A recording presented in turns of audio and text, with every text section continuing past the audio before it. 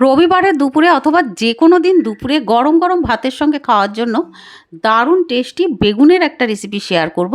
নমস্কার বন্ধুরা, সীমাস কিচেনে আপনাদের স্বাগত। তো এই বেগুনের সবজিটা আমি কিভাবে বানিয়েছি সেটাই আপনাদের সঙ্গে শেয়ার করছি, আসুন। এই জন্য বেগুনগুলোকে আমি এরকম লম্বা করে কেটে নিয়েছি। এবার কড়াইতে সর্ষের তেল দিয়েছি 2 টেবিল স্পুন। তেলটা গরম হতেই বেগুনগুলোকে কড়াইতে ছেড়ে দিয়েছি ভাজার জন্য।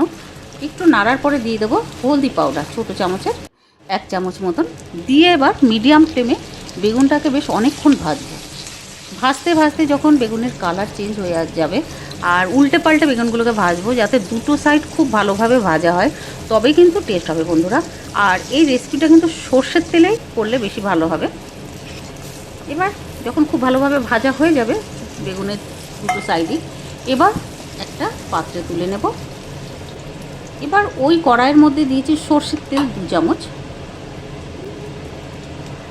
সর্ষের তেলটা একটু গরম হয়ে গেলেই দিয়েছি কালো জিরে 1/2 চামচ মতন, আর সঙ্গে 1/2 চামচ চিনি, ছোটো চামচে 1/2 চামচ, আর হিং দিয়েছি ছোটো চামচে 4 ভাগের 1 ভাগ, মানে 1 চুটকি মতন, আর 3টে কাঁচা লঙ্কা দিয়ে একটু ভেজে নেব।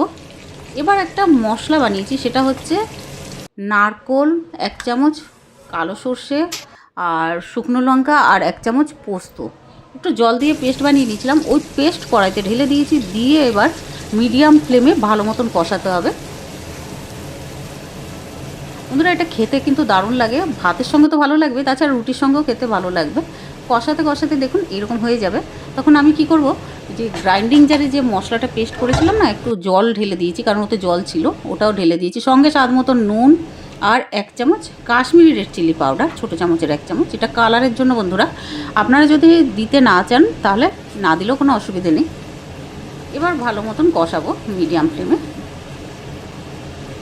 2 মিনিট মতন কষিয়ে নেওয়ার পরে এবার আমি উপর থেকে ঢাকনাটা লাগিয়ে দেবো লো ফ্লেমে 2 মিনিটের জন্য। 2 মিনিট পরে ঢাকনাটা সরিয়ে দেখুন কী সুন্দর দেখতে হয়েছে। এবার আবারও কষাবো।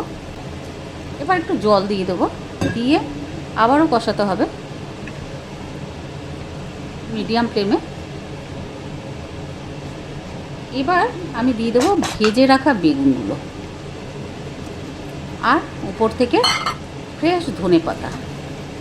বেগুনটা দিয়ে একটু নাড়িয়ে নিয়েছি, তারপরে ফ্রেশ ধনেপাতা দিয়েছি, দিয়ে এবার ঢাকনাটা লাগিয়ে দেবো। একটু নাড়িয়ে তারপরে ঢাকনাটা লাগিয়ে গ্যাসটা কিন্তু বন্ধ করে দেবো। এবার 2 মিনিট পরে ঢাকনাটা সরিয়েছি, গ্যাস তো আগেই বন্ধ করে দিয়েছিলাম। এবার একটা প্লেটে তুলে নেব। তৈরি হয়ে গেছে আমাদের দারুণ টেস্টি আর নতুন ধরনের বেগুনের একটা রেসিপি। পুরো ভিডিওটা আশা করছি বন্ধুরা আপনাদের ভালো লেগেছে। ভিডিওটা ভালো লাগলে প্লিজ লাইক, শেয়ার ও সাবস্ক্রাইব করে দেবেন, আর কমেন্ট করে জানাবেন যে খেতে কেমন লাগলো।